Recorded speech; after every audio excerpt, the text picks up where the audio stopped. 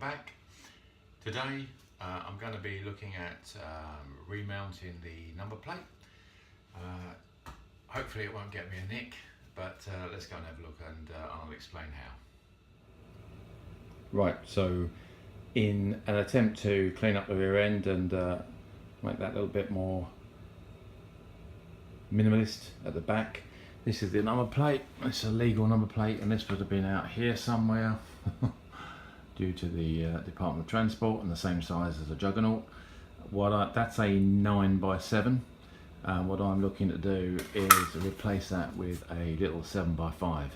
Still more than visible and highly illegal in theory, but I've seen smaller and a lot less. So rather than, you can buy some kits which clip onto or bolt onto the two disc brake bolts here, and they come around in tubular metal, and put a Ducati sort of multi-strada kind of rear mudguard look like that. I don't like that. I think that's a little bit messy. What I'm looking to do is something really simple, and it's just mount those off those same two bolts and just put it just about there, so it's still more than visible, a little bit smaller, but illuminate as well with a little custom sort of bracket which I'm looking to fabricate. So that's what I'm going to do today.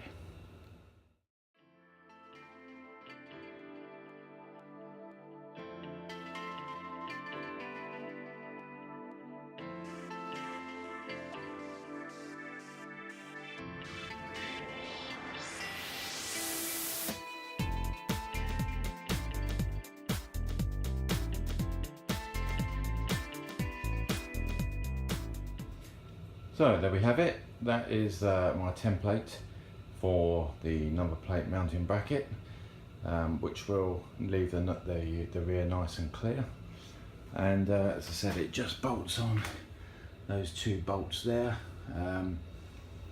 which I might have to get longer bolts, obviously, just to take in the depth of the metal.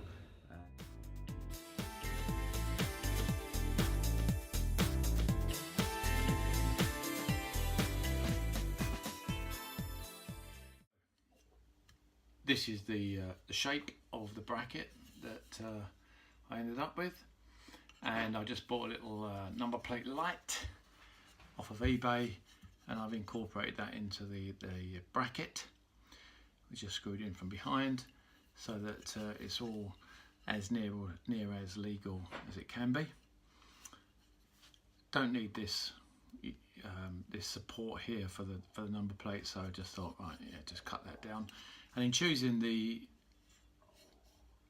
strength of the bracket, I wanted something that wasn't going to be flapping around in the wind, but equally, if the bike went over, I didn't want it snapping off part of the brake caliper, because these are the brake caliper bolts that hold the caliper to the support bracket. So yeah, so I went with 2mm because it seemed it does have a bit of flexibility in it, so if the bike did fall off its stand, it wouldn't do any damage to the caliper. So there we have it. So I'm just going to take this down. I will probably have all these bits and pieces powder coated, but I think in the short term, what I want to do is, when I finish the bike, is strip off everything that's new, that needs powder coating, and take it all in one hit. So for the moment, I'm just going to paint it in satin black with some primer, just to sort of finish it off, and then probably in the winter, next winter, I will take it all down and have it all powder coated properly. So.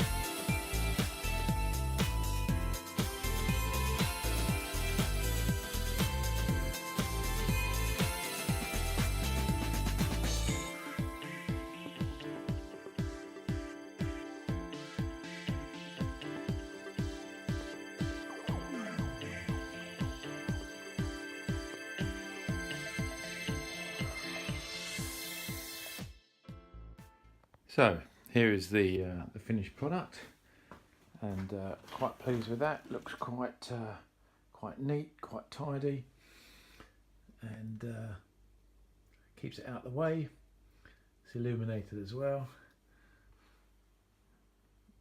and from the other side, you can see, you just see the bracket there, which I'm quite pleased with. So let's just turning, as you can see, it's illuminated as well. Hopefully that will keep the police happy if I get a pull. But I like the way it leaves the entire back of the bike nice and clean. Cool. So while the exhausts are off, I thought I'd have a look at the crankcases and the sump. And whilst the bike was meticulously maintained, I think there was a little less attention on cleaning and ensuring that it was in good condition. There's a little bit of corrosion crept in behind the front wheel, so let's have a look at that now. So this is the corrosion I'm talking about. It's just behind the back wheel, and it's sort of where the sump meets the bottom of the crankcases and the alternator cover, and you can just see there, whilst the sump's in pretty good nick, a little bit of corrosion there. The crankcase is just, the paint just start to flake and the corrosion get behind that. So I'm going to clean that up and apply some new paint on there.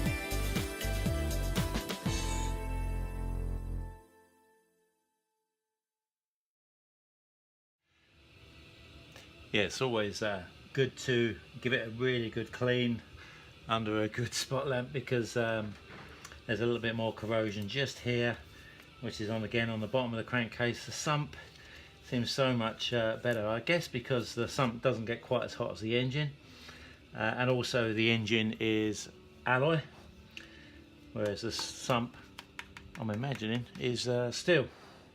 Don't know, it might not be. But anyway, yeah, again, a little bit of paint work required here, but otherwise, generally in pretty good condition.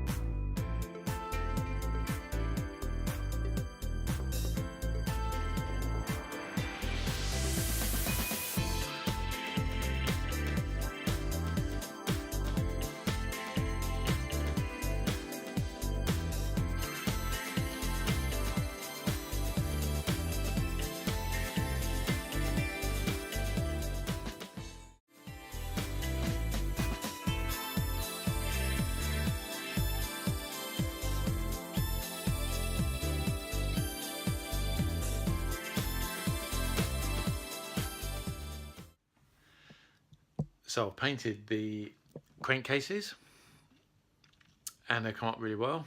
There's good coating of very high temperature paint. And now that it's dry, it's gloss. I go like, who would paint their engines in gloss? So I checked the can, and good old Halfords, and of about the 2,000 words that are on the can, only one of them in very, very small writing says this is gloss. So I've got to, well, I've just got some new paint delivered, which is satin, and you'd be surprised, there's not a lot of satin black VHT paint out there as you think. But anyway, it's arrived, so I'm going to give it a spray, but let's have a quick look at the offending gloss paint. There's the offending, very, very shiny gloss paint, which is a pretty nasty sort of looking thing. So yeah, I'm gonna have to spray some satin now. So this is stuff I've sourced. It's high temperature engine enamel. I got it off eBay from a company, I think in Bedford. And yeah, it's got a sort of an unusual spray nozzle on it, but it comes highly recommended in all the reviews. Now, being a different type of paint, and I know that there are some compatibility issues between enamel and cellulose type paints, this is definitely an enamel. I don't know what the last one was. So I did spray a separate bit of metal yesterday with the gloss one, and I oversprayed that with enamel today just to check that there wasn't going to be any bubbling or interaction between the two different types of paint. But that looks good for the moment, so let's let that dry off.